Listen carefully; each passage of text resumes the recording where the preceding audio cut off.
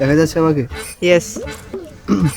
সুপ্রিয় দর্শক, আমি সাংবাদিক দেলোয়ার, আনোয়ার টিভি থেকে। আমরা এসেছি পায়াতলির বিলতলায়।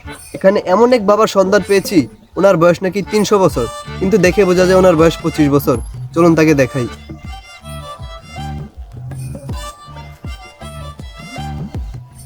বাবা, বাবা ধ্যানে আছে। বাবা, আপনার যে অলৌকিক শক্তি, এই শক্তি দিয়ে কি কি করতে পারেন? আয় আয় আয়। আমি কামরু কামাখা থেকে এই হাত দীর্ঘ 12 বছর উপরে রেখেছি, তারপরে এই বাবার বর পেয়েছি।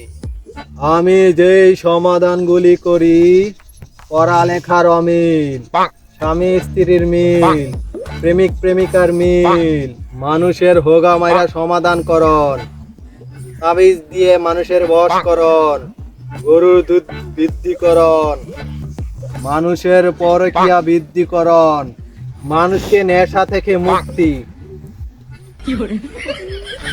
আপনি তো নিজেই মিয়া নেশা করেন। হট! বেশি কথা কও মিয়া।